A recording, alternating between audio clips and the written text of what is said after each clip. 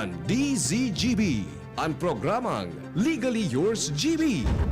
Ini ang programang magtataw ng opinyong legal, madaraning impormasyong legal, asin pagdiskutir kan mga napapanahon na issue, mapadapit sa mga lays kang nasyon, asin maging sa lado lokal. Legally Yours GB. Mga legal advices, asin masimbag sa indong mga kahaputan. Legally Yours GB. Magpartisipar, asin magkapot ang aning maintindihan. Ngunyan, uya ang sa indong makakaiba. Pio Fernandez, asin Attorney Giselle Basanta. Digdi sa Legally Yours GB. Ay kapiling niya kanyang asawa at anak.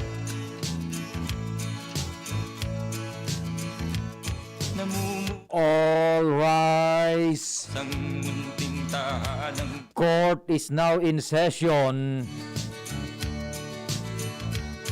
ang kaligayahan. Silence is hereby ordered. Sergeant at Arms, maintain peace and order.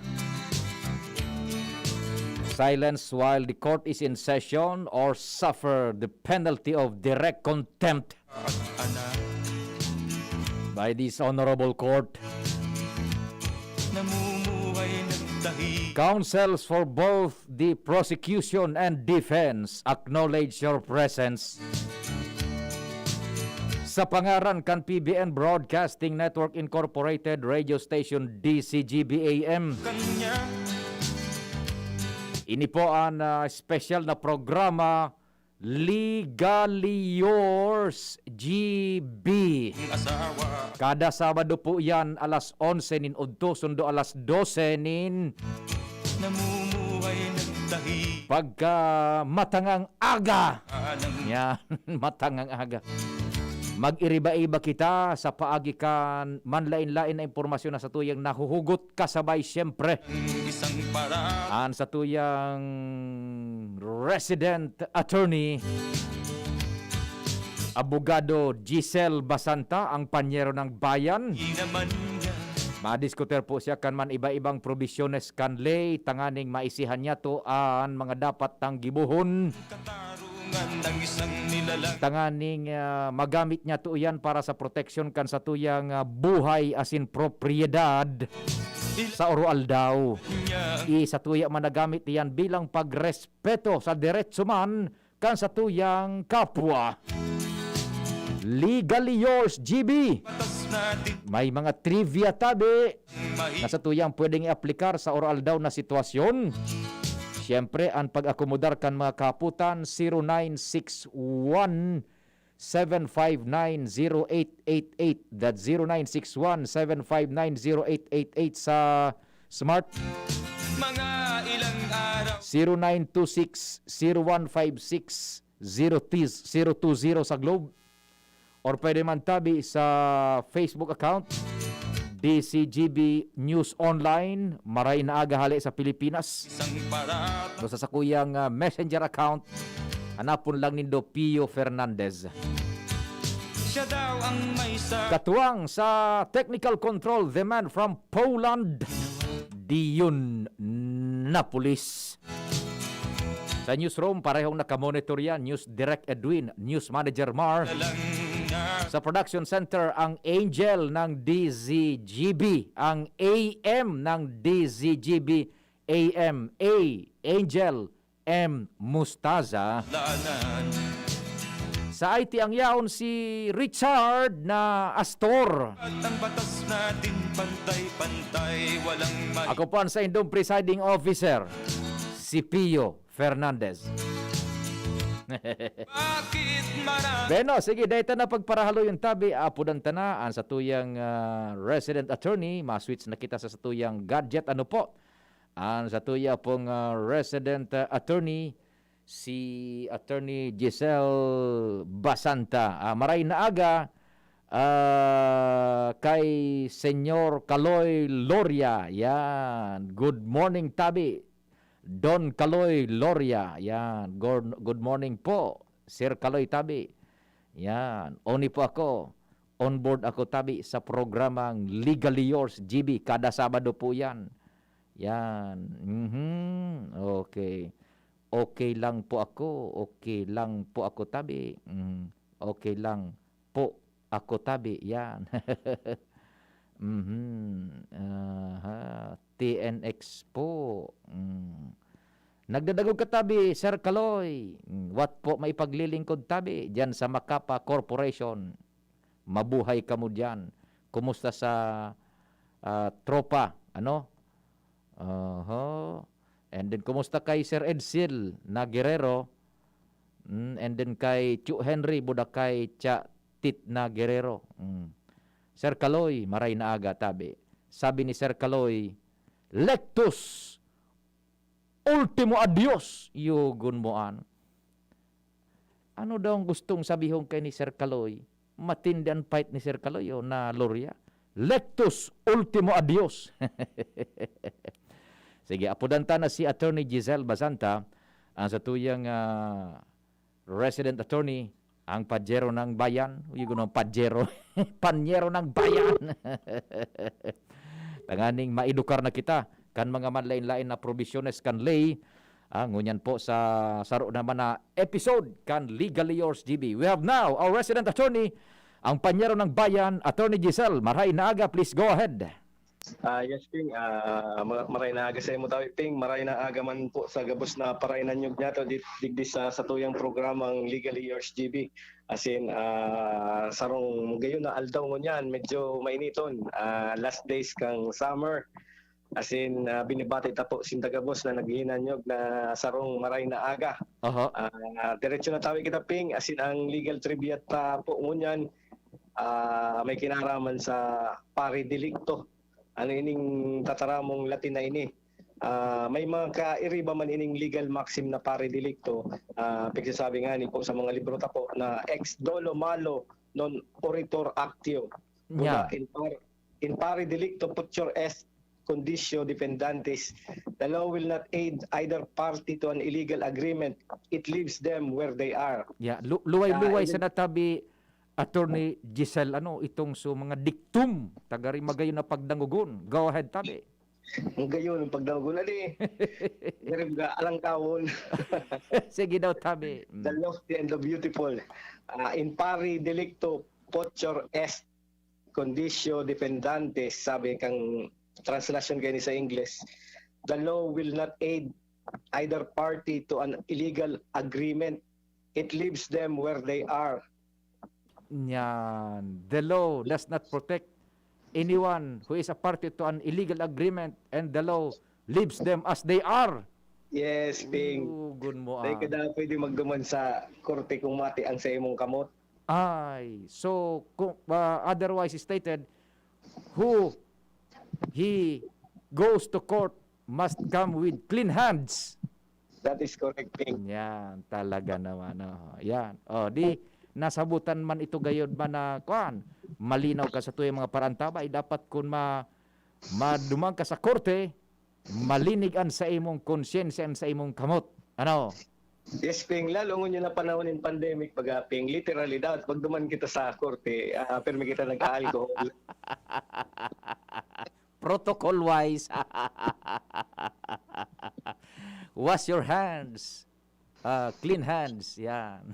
Yes, Ping. Tangaling malikayan ta ang paglalakdown kang mga sala, po digdi sa tuyang mga korte sa probinsya ng Albay. Magdumang kita permi maglinig kang sa tuyang kamot. Tama na po kan sa tuyang segue, as in ipaliwanag ta po ini sa madaling sabi kung ano ini pari delicto. Tigsasabi po kay ni o tiginansiate kay ning doktrina ini na ang duwadang partido o ang duwang partido di sa sarong kontrata na parehas may pagkakasala, as in ang kontrata ninda involved ang sarong illegal cause. Ibig sabihin illegal subject po o object itong konsiderasyon o kausa kan sa idang kontrata. Layda sinda tatauanin pagsukuro o remedyo kan lay. As in kung hain sinda, duman sinda manggiraray o kaya pupuruton manggiraray sinda kung sa inakong kubungan sinda yaon. Ehemplo tabi, Attorney Giselle. Yes, Ping. Ano kayo niya? Halimbawa nga si Pading June tapos si Pading Manny. Nagkasundo sinda o Pading Manny nga sa kantidad na 100,000. Tatawan ta ka kini ki 50 vial nin COVID vaccine, COVAX vaccine. Oh. 'Di ba ang mga COVID vaccine protedo pigbabawalan ining ipagpabakal sa black market. Oho. Ining tigsabit ang object na ini, illegal object. Dahil tigko-consider na black market ini po, ining illegal subject ini subject matter kang kontrata ninda na COVAX o COVID vaccine. Digdi sa kontratang ini malaog ang satuyang prinsipyo ning pare delikto. Halimbawa, nagkabayadan sinda sang 200,000 tapos nag-deliver na si Pading John kay Pading Manny kang 50 vials nin COVAX. Kasi napag-araman ni Chumani na pegi palan sa mga COVAX na tinao. Oho. Pwede ba na magkaso si Chumani laban kay June. Pading John? Sabi baga, the law will not aid either party to an illegal agreement. It leaves them where they are. Kumbaga, wala silang mapapala. Ang object o subject matter kan sa indang kontrata is illegal. Yan, napakalinaw pala. Magsala, mapreso pa sindang duwa. Pwede silang imbestigahan kang sa tuyang National Bureau of Investigation o NBI dahil sa di mga pinagbabawal na COVID vaccine. Yan. So, yung pala na gustong sabihon ka na, no? Di, ngayon, pabakalan ta. Igo ngayon ako digding sarong kartoning COVAX.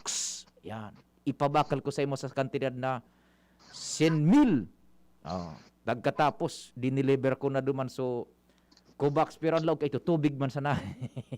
Na-discover ka nagbakal sa ko.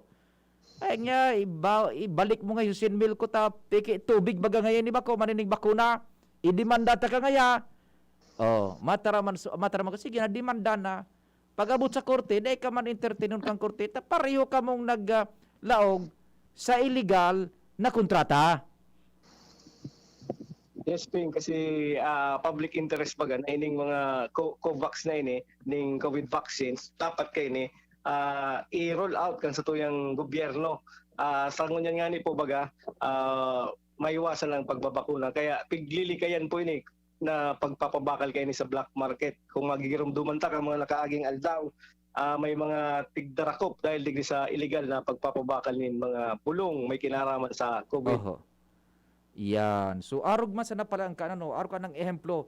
And pwede man na ibang mga transaksyon, nakapareho ka ng sistema na pag illegal ang transaksyon, dahil nga tawan ng proteksyon dyan ang korte.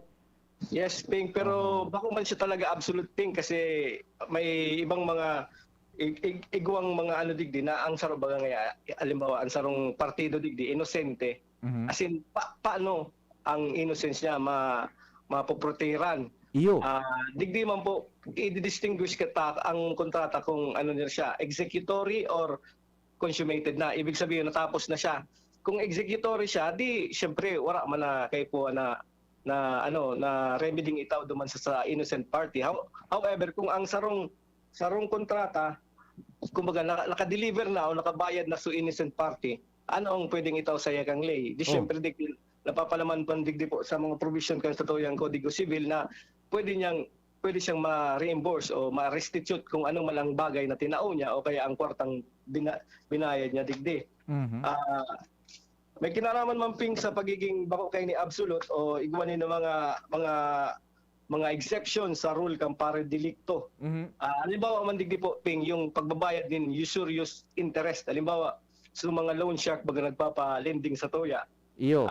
Pig-interest na kita, pinatungan pa su interest. Oho. Sobra-sobra. Ano ba ang legal interest mo niyan na pinapautog kang monetary board, kang Bangko Sentral? Oho. Susugani po sa monetary board, 6% per annum. O kung pigpapatawan ka nin 20% per month na interest rate, sobra-sobra yon. Siyempre yung debtor, maski nga ni po baga siya, kung isipon ta, may sala man siya aram niya na ngaling bawal ang usurious interest. Naglaw pa mong giraray sa kontrata.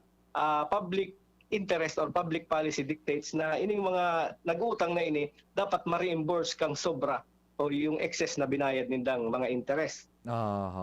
Yun. Okay. So, arog pala ng kantabi, attorney Yes, pari tapos delikto. yung iba pang exemption digdi may kinaraman baga sa mga labor contract halimbawa ang sarong laborer naglaog siya sa kontrata na tigsasabi na tatrabaho siya 16 oras ang aldaw. Mhm. Di ba considered as ano yun, against the law, against public policy yun. Mhm. Eh paano pag gusto niya exert yung kontrata ini as in tigde-defense, tigre-raise kang employer niya ang defense na naglaog nga sa kontrata. Digdi po day malawg yung pare delikto. As in pwedeng bayadan manggiraray so obrero kang mga overtime pay niya po. Yan. Okay. So arog pa lang kaan pa sistema kaan bako masya bakong kumbaga encompassing. May mga exceptions tabi attorney.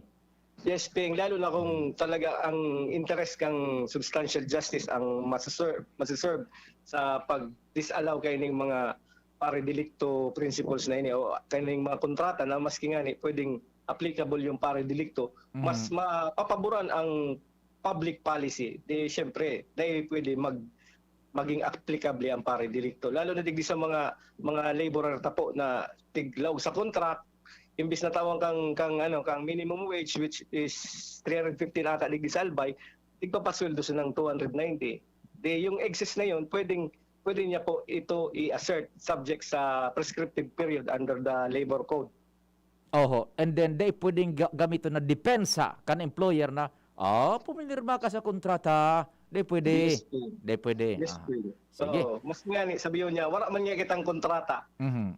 Nagtrabaho ka nga for 15 years sa sarong establishmento na pinasweldo ka sana every day 290. Oho. Tapos ang minimum wage tango niyan 315. Di syempre sisingilin mo siya for 3 years kasi yung prescriptive period is 3 years. Yung 315 per day na tig-serve mo sa iya, doon na kulang kantidad po ito. Yan, copy. Okay. Sige tabi attorney yan sa tuyang primerong kamtang. Taod-taod mabulta kita. I'll call you back tabi. Girare mga tugang tama. Time check muna kita buda parada kita nin huro halawig. Sir Kaloy Loria, good morning tabi sa imo. Kumusta tabi Sir Kaloy? And we will be right back sa programa pong Legally Yours GB. Mientras tanto, Oras Pilipinas, apo ng takatabi Attorney Giselle Taod-Taod, Oras Pilipinas, alas 11:28 nin pagkaga. An oras hatod sa Indokang Nestor Grow. Para sa kompletong nutrisyon, choose Nestor Grow. Neurobion, helping true heroes by nourishing nerves. Vitamins B1, B6, B12 is the generic name of Neurobion. If symptoms persist, consult your doctor. Gene Kapitan, kayang-kaya mo yan. Farex B Complex. Tulong para iwas ngalay at pananamlay ng isip. Mag-Farex B Complex Daily. Red Horse Extra Strong. Ito ang tama. Revicon, lakas ng 5. Revicon Forte. Harapin ang hamon mga true hero.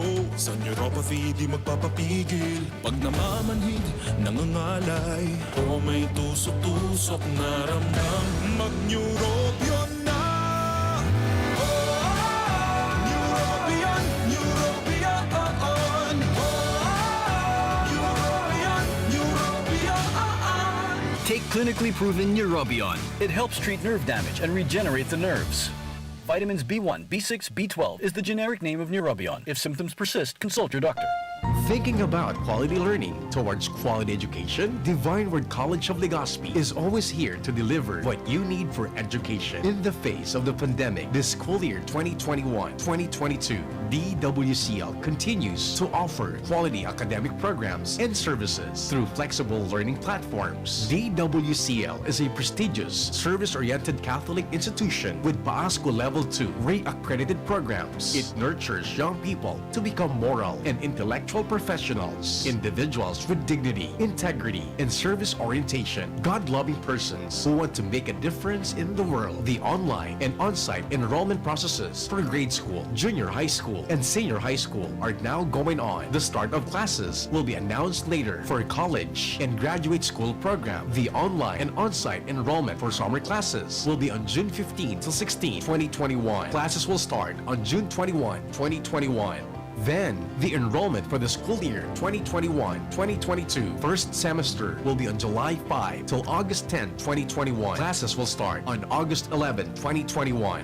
No tuition fee increase and reduced miscellaneous fees. Divine Word College of Legazpi helps you realize your dreams. For increase, please visit the Admission, Guidance, and Testing Center or check out our website dwc-legazpi.edu and our Facebook page. You may also contact telephone numbers 480-2148, 480-3108, or mobile number 0910-371-8602. Divine Word College of Legazpi is concerned with your safety and your future, your success, our word.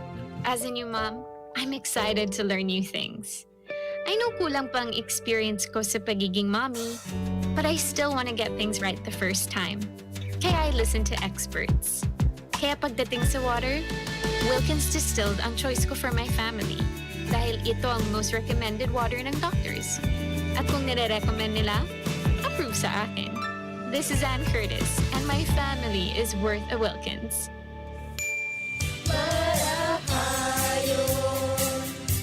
Pag ang kababaehan,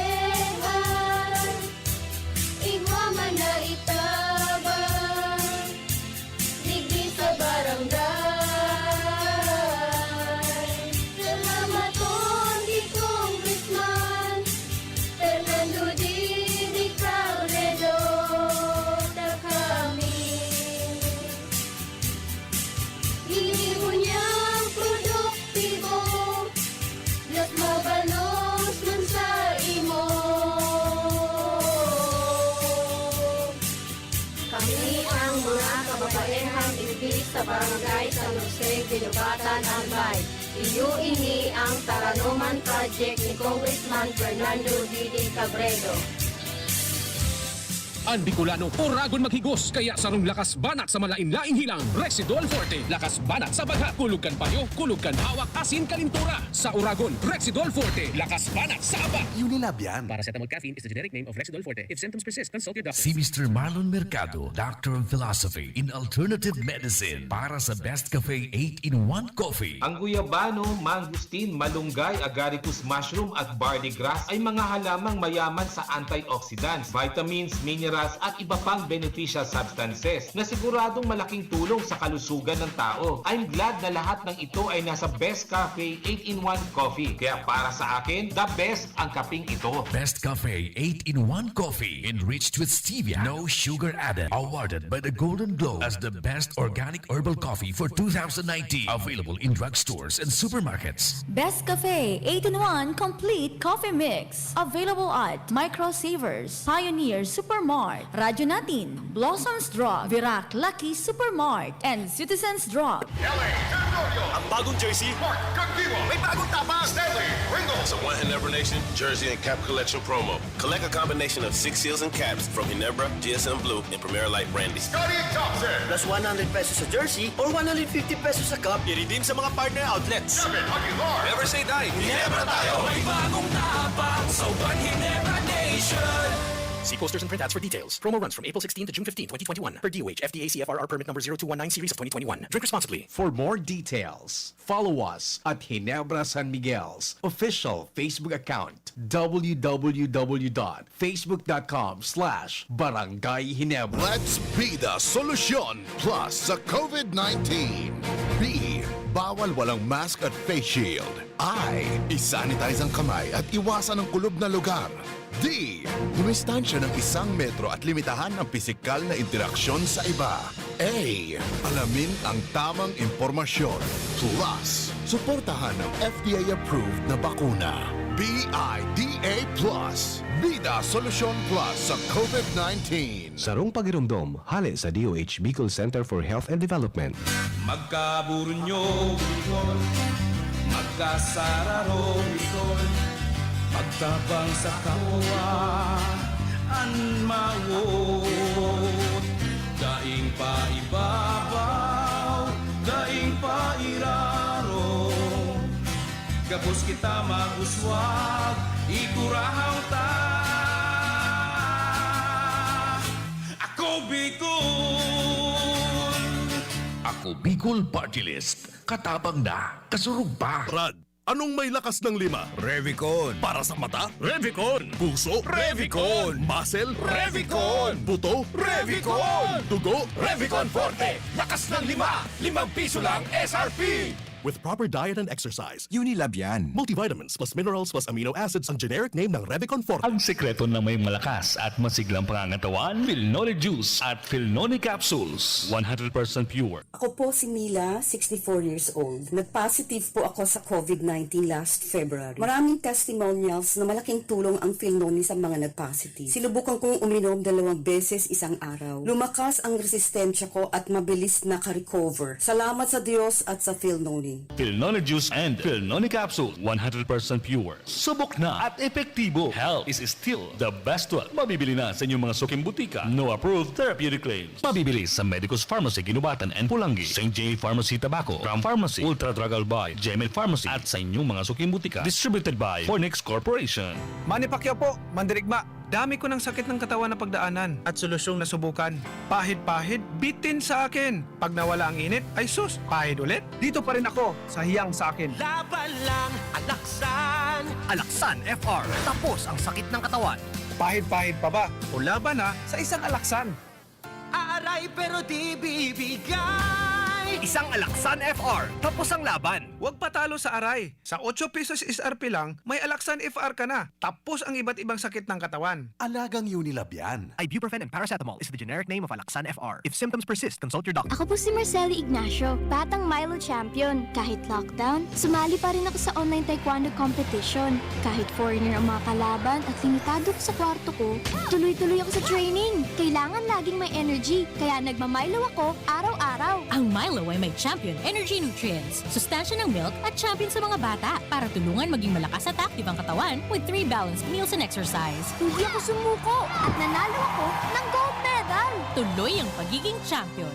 Milo, ituloy ang pagiging champion. Mag-Milo everyday. Lemex na! Kawawang batay, lubo, hinika, parada ng salbay, plema. May halamang muntik, natural ng pampawi, kung tawagin ay lagundi. Nasa Lemex for Kids yan! Sarap, lasang orange, yummy, banana!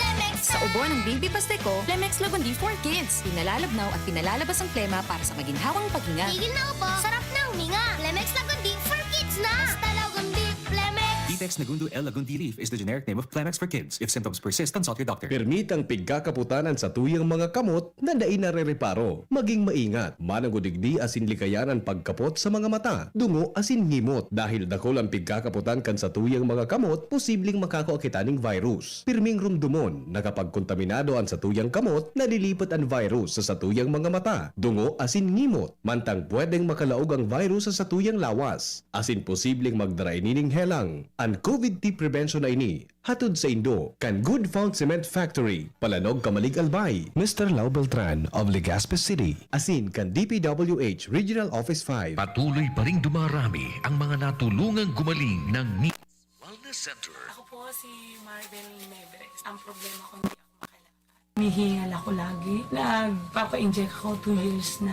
Hindi po ako nakakalakad. Ngayon po, kahit hindi ako nag-i-injection, nakakalakad ako. Kompleto ang tulog, ayos na. Kaya ano pang hinihintay natin? Magpunta na sa pinakamalapit na NINS Wellness Center para sa inyong cleansing. Dahil ang labanan ang lahat ng sakit gamit ang mga product ng NINS Wellness Center. Aming main branch ay nasa Barangay 24, Rizal Street, Legazpi City. Sa Naga City ay nasa Barlini Street, Santa Cruz, Naga City. Sa Sorsogon City naman, ang aming branch ay nasa Peralta Street, Barangay Polvorista, Sorsogon City. Sa Tabaco City, kami po ay lumipat na sa Tomas Cabilis Street, San Juan, Tabaco City, harapan lang po ng Chinese Volunteer Fire Station. At ang NINS Wellness Center, Iriga City ay nasa Monospi, Lanusa Street, San Francisco, Iriga City. Si Pio Fernandez, asin si Attorney Giselle Basanta. Legally yours, GB. Sige po belta na kita sa programa Legally Yours GB. Ngunyan po sa mga deliberasyon kan manlain-lain na probisyon kanlay asin ang kasimbagan sa mga kahaputan na sa indong ipinaabot o ipapaabot sa tuyang resident attorney ang panyero ng bayan. We will now be listening. Attorney Giselle, go ahead. balik na po kita digis sa programa ta po sa ikaduhang kaptang. May naghumap nga ni sa pagkikitext na saro na siyang empleyado. Alagad dahil nga ni may nakalitan siya o nakalitan niya tugang ang amo niya, pinag-text na siya na magbakasyon ka lang ngaya. Tapos ano da ang remedyo niya duman sa text na ito? Sapat na ba yun na as to be considered as illegal dismissal?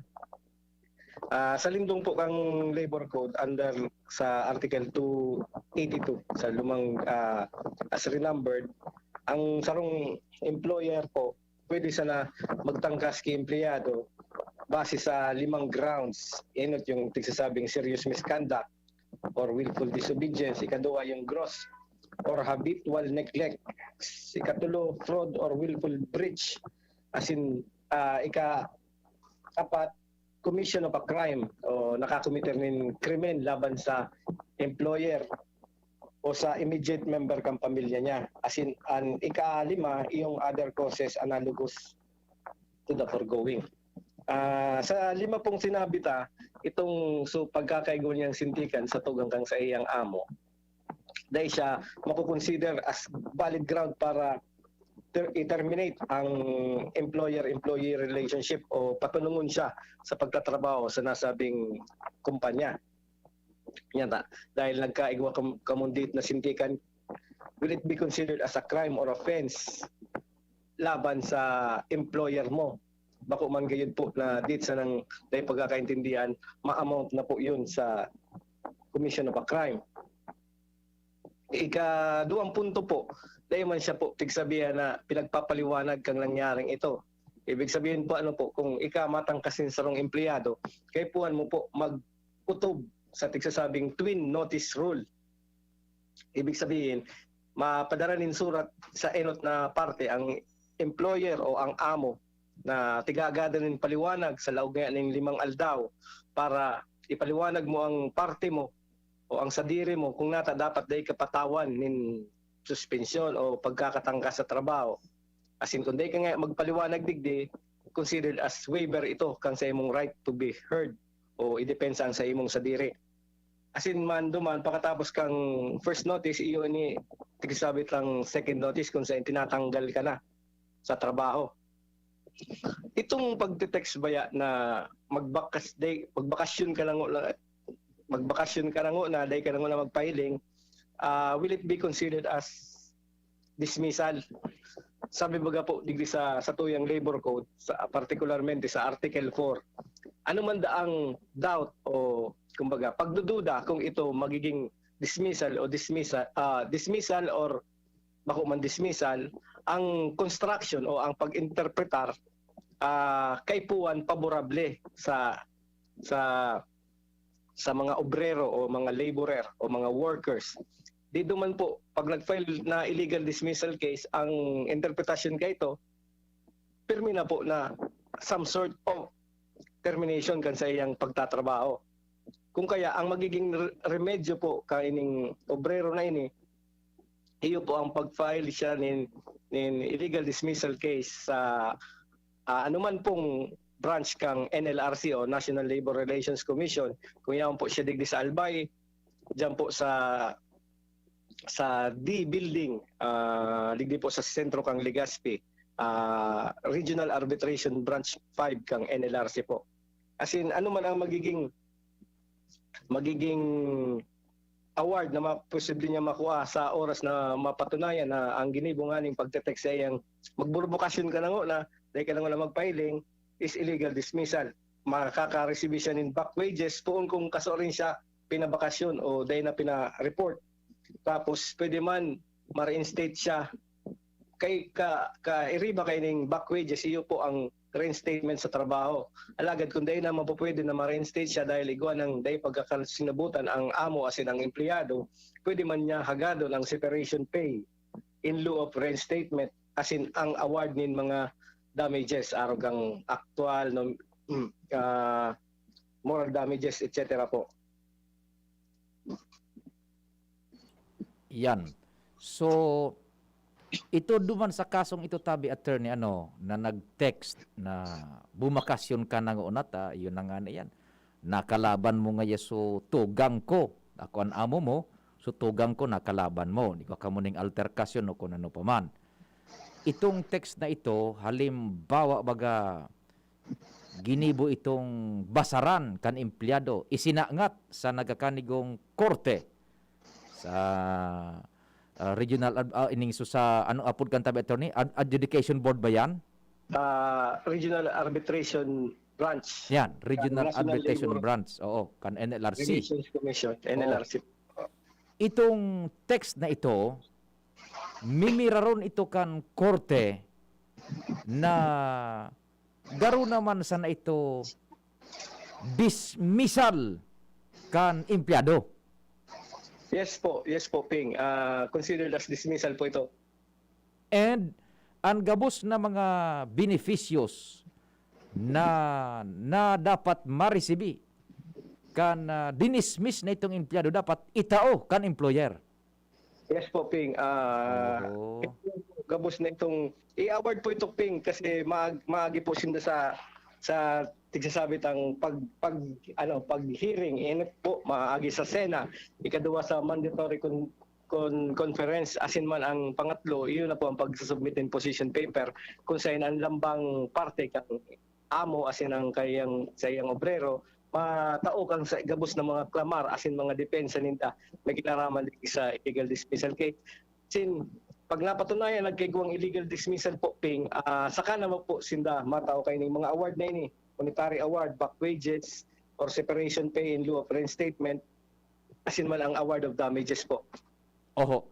Taduman sa kaso, konsiderado itong illegal dismissal. Taday duman tabi, baga attorney, sabi mo, sa mga grounds, itong pigtaram na kausa kan pag illegal dismiss kan empleyado over. Yes po, Ping.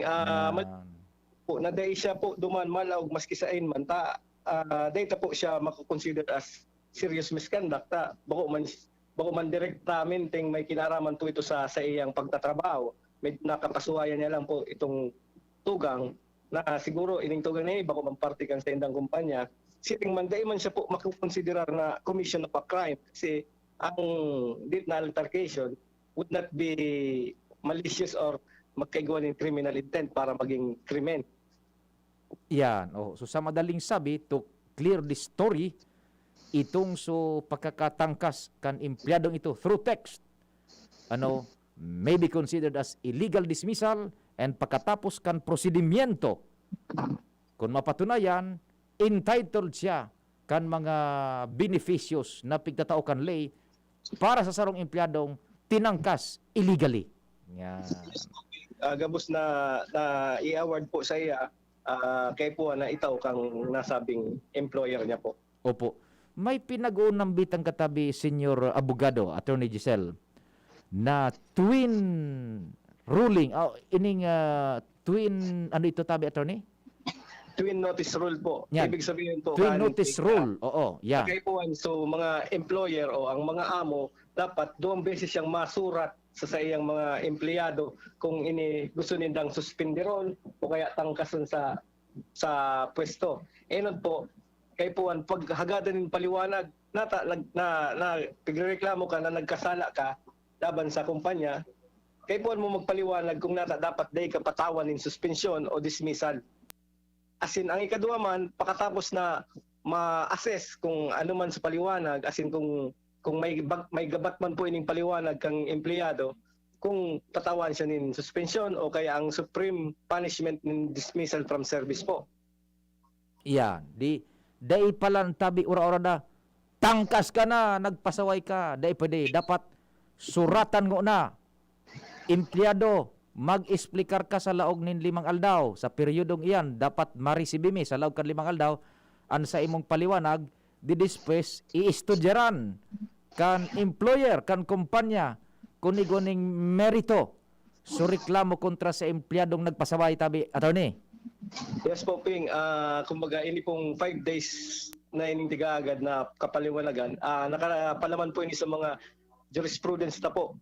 Dahil nga ni po, ang ibang mga employers, basta na silang minapadara ni notice as in pipa simbag within 24 hours or 48 hours. Sabi nga ni po duman sa King of Kings na case na dapat tauan nin at least 5 days ang sarong empleyado na magpaliwanag kang sa iyang lado. Yan. Oh. Kung day tinawan nin pagkakataon kan na kumpanya na magpaliwanag, anong resulta tabi, attorney, kung dinismiss sa empleyado? Pag-aral po kanping, madepende po yan kung igwang valid ground under Article 282 po. Kung alimbawa, kung igwa talagang just ground na tanggalon ng empleyado, as in tinanggal siya, pero dahil nagsunod digdi sa twin notice rule, karaniwan po kaya pigpapatawan ni nominal damages ang mga employer dahil dahil sinda nagsunod duman sa twin notice rule. Halimbawa, sarong beses na siya sinuratan as in tinanggal tulos, liable po ang employer na magbayad nin 20,000 hanggang 30,000. Depende po sa discretion kang labor arbiter po. Yan. So kung day sinunod ang twin notice rule, dinismiss, day dinangog, so empleyado, 20 sundo 30,000, depende sa discretion kang korte. Po. Yung isa naman pong circumstansya, kung day na nga nag-utob duman sa twin notice rule, basta tapos tinanggal, pero ang pagtatanggal sa empleyado, wala man in basis o warang ground, di duman po, ma-constitute po ito as damages yung day pagsunod duman. Kasi siya, whimsical and capricious yung pagkakatanggal. Then, papatawan po siya ng damages, kadakol-dakol na damages, yung sa bad faith o yung moral. Sige ta. Naputol na si attorney. Di, halimbawa baga ngaya, binongag ko si John sa kuyang amo. Binongag ko si John. Si John sumay sa dirikan kumpanya. Ako sa iyang janitor. Winalop ko, pang! Inapercut ko sa boss ko. Ano tabi, attorney? Maski day na ako papaliwanagon, automatic pwede na akong i-dismiss tabi? Kay Paul Manggiraray po, Ping, na magsunod kita sa mga pinagbubuot kang lay, lalo na kang mga implementing rules and regulation, katakod kayo ning sa tuyang labor code. Maski nga ni ina-uppercut mo, so sa imong boss, na nag-iwal ka mo, siyempre kay Paul Manggiraray magtutog duman sa twin notice rule. Kasi nga, ito baga po, ground yun eh. Appear sa serious misconduct, it would also constitute as crime against the person of the employer. So, talagang matatanggal ka po duman. Pero kay Paul mo Manggiraray magpaliwanag, kay Paul Manggiraray na tauan ka kang tigsasabi ta pong procedural due process na yaon pong nakapalaman sa satuyang lay. Ayun. So maski palan araw kan winalop ko na si dang datang amo ko walo po winalop winaper ka to pang tikaya si John. Dahil palang pwedeng dismiss ako tulos. Manotisya Manggiraray si John. May notisya po kay Paul mag-utob. Kung di kita po mag-utob duman, siyempre, so araw kang sinabi ko kanina po, Ping, na tinanggal ka tulos dahil inapercut mo sa boss mo. Di siyempre po, pag araw ka ito, papatawan Manggiraray kay nominal damages ang kumpanya. As in, mabayad siya, 30,000 o kaya 20,000, depende sa discretion kang labor arbiter po. Di, mga perkat para na kuning amo ko, maka 30,000 ako. Pag nag-utob duman sa mga pinagbubuot ng lay. Pero, pwedeng sa angatan pa ng kaso kriminal. Yan. Yes po, Ping. Opo. O di, nagsisira man sa tuyang pag-urerista, kundi attorney, matapos na naman ang oras. The court now hereby grants our resident attorney to make his concluding statement for this episode. You are recognized. Yes, Ping. Salamat Manggiraray sa pagtaunin oras na magbayabay kita ng pag-aadal may kinaraman sa satuyang mga batas. As in, laom ko po na next week mag-aradal Manggiraray po kita. Ini pong satuyang Legally Yours GB sarong educational program may kinaraman sa mga layes na importante sa satuyang oral daw na pagbuhay-buhay. Sa liwat po, ini po si Jess Basanta as in maray na aldaw sa gabos po. Thank you so much, Attorney Giselle Basanta, ang panyero ng bayan ng satuyang resident attorney. Till next Saturday po. Yan po ang presentasyon man niya na pagkaaga, aldaw kang Legally Yours GB. Salamat ka sa ito pagkantabay, asin namang Diyos ang magbantay. Ang bagong jersey,